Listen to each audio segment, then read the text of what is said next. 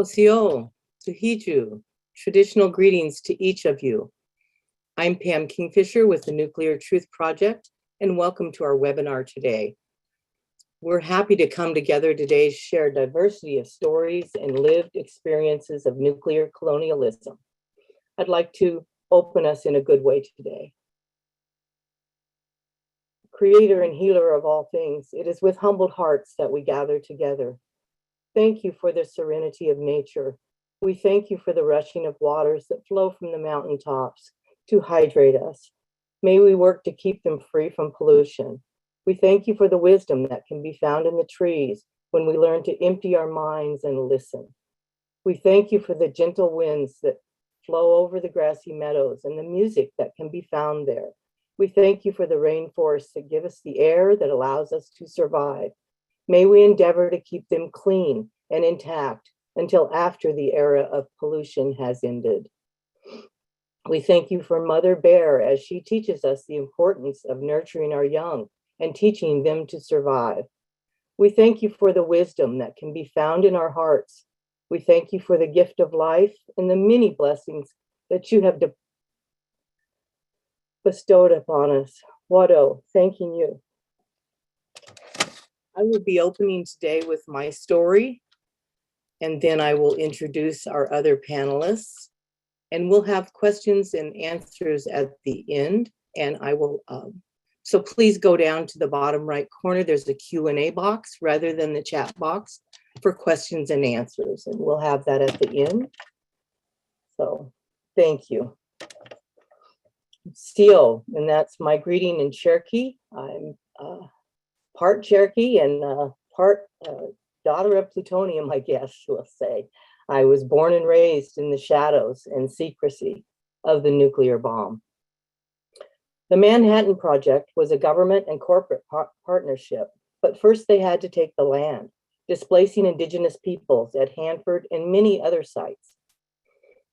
The Hanford site had been used for thousands of years by Wampum people, and during the winter by the Yakima Nation, Confederated Tribes of the Colville, Confederated Tribes of the Umatilla Reservation, and the Nez Perce. They were all displaced and given no compensation. Many were exposed to radioactive contamination due to living downwind of Hanford or ingesting food or water that flowed downstream.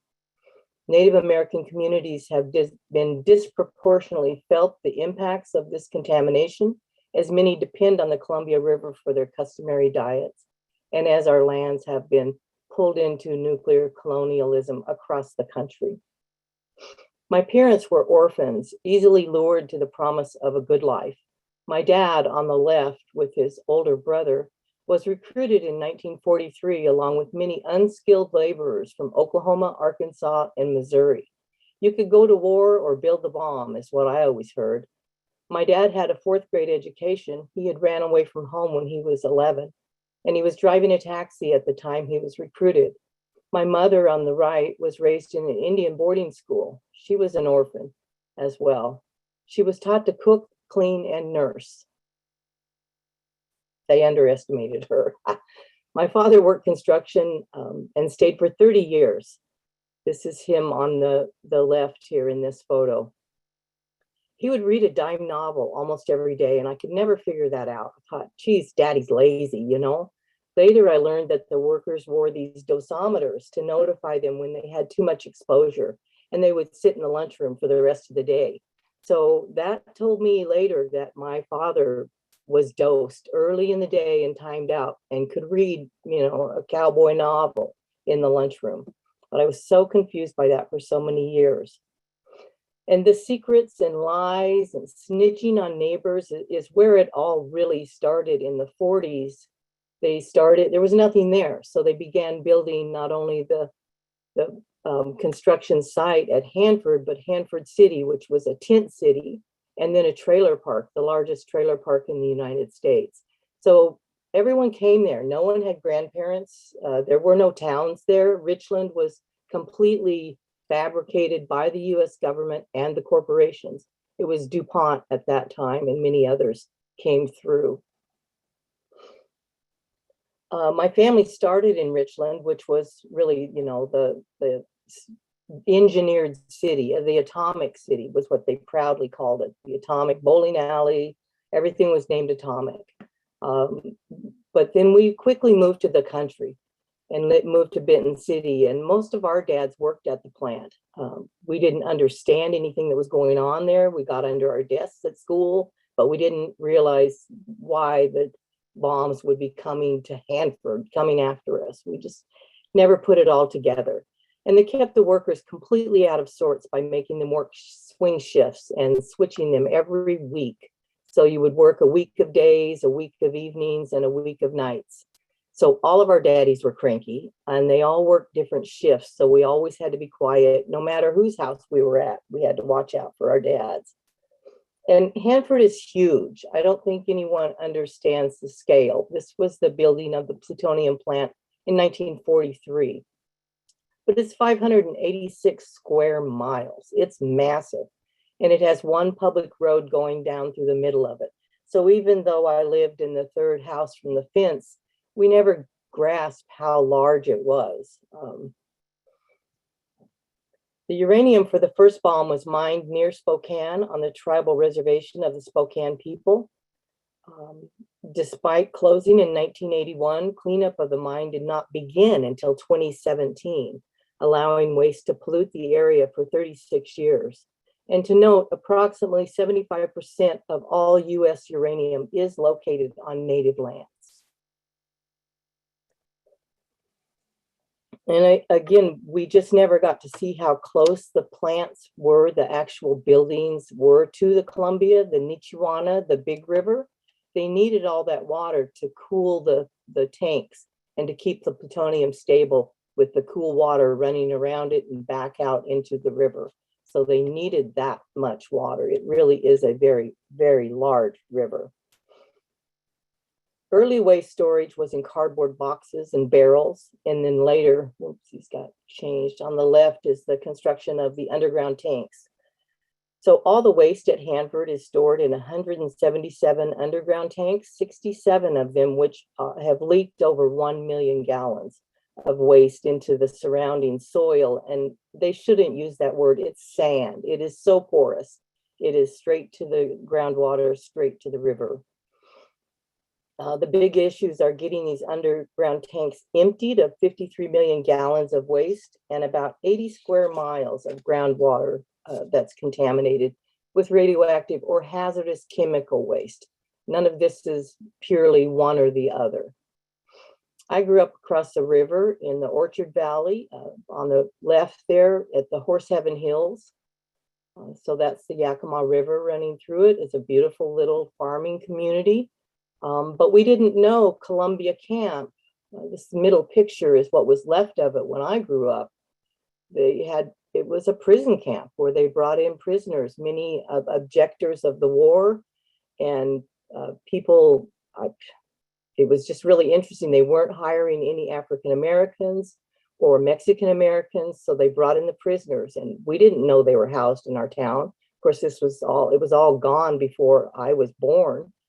They used the prisoners to then tear down Richland Tent City and Hanford City and then Columbia Camp as well. So we grew up here riding our horses out there and playing, but we never had any idea of what really was happening in our community. My brother was a manager in a nuclear reactor. This is Jerry in the middle, his wife and I. And he was there for 30 years. He would always tell stories of losing his brand new shoes. I went to Switzerland and I lost those shoes checking that nuclear power plant. They got crapped up, you know, the words they use around. They got crapped up. And so him and I would argue about whether he had been exposed to this, that, or the other. But he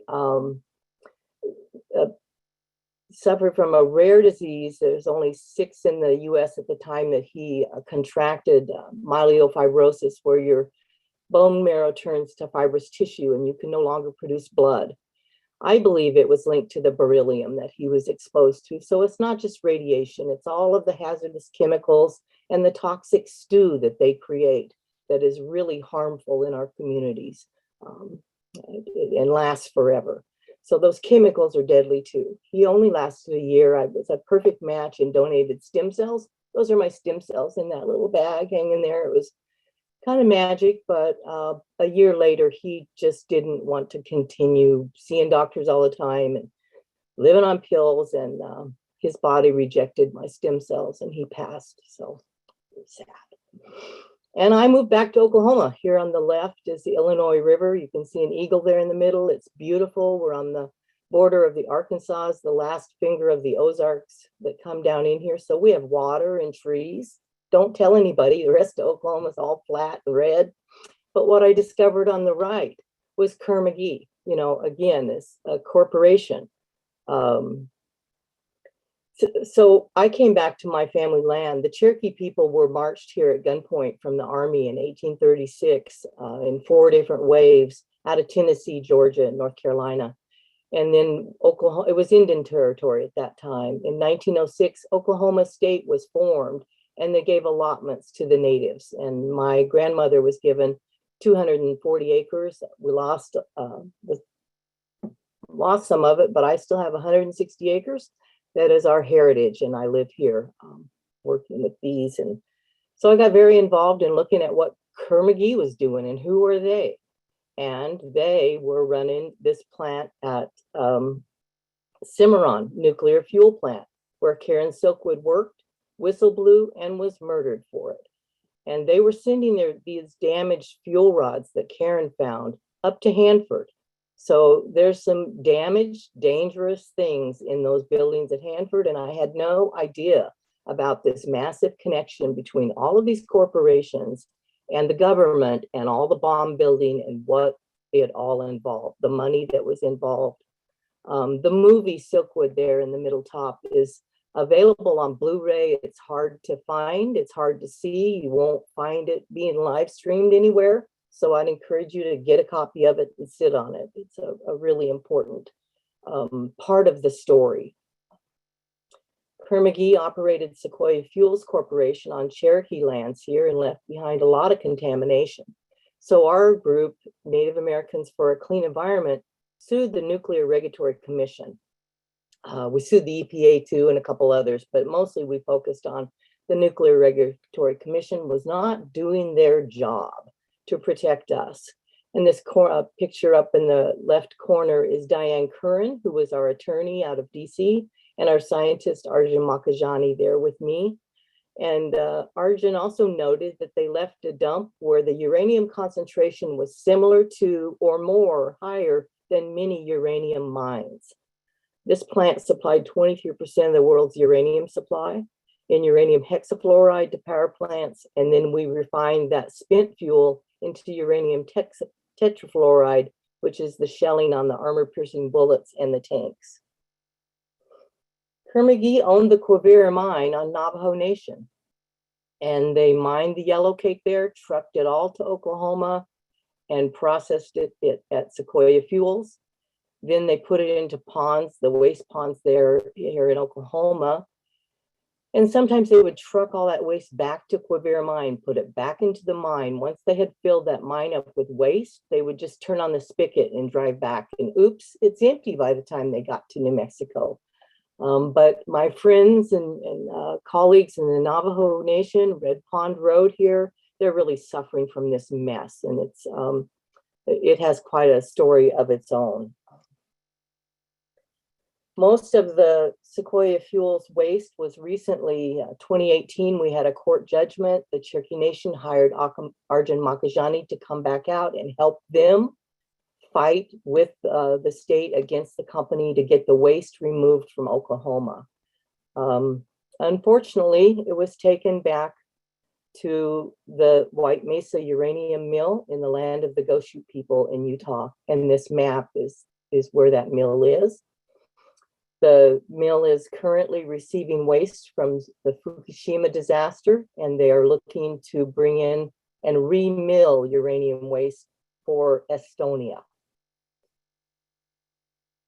So in how all of so many of our indigenous lands are connected in this fuel cycle, in the bomb cycle, in the taking of lands, the uranium mining, I had no idea that Bears Ears National Monument that President Trump went after so tough was 2 miles from the White Mesa uranium mine. I didn't realize how connected all of that was. And so to support saving Bears Ears, protecting our lands, continuing to support compensation for uranium miners and their descendants. They're still living with uranium piles of yellow cake out in the Navajo Nation. It's really pretty sad. So nuclear colonialism is alive and well and continuing to prey on Native people. So it's really an honor to be here and share my story and my family's story, and to facilitate this panel of amazing people.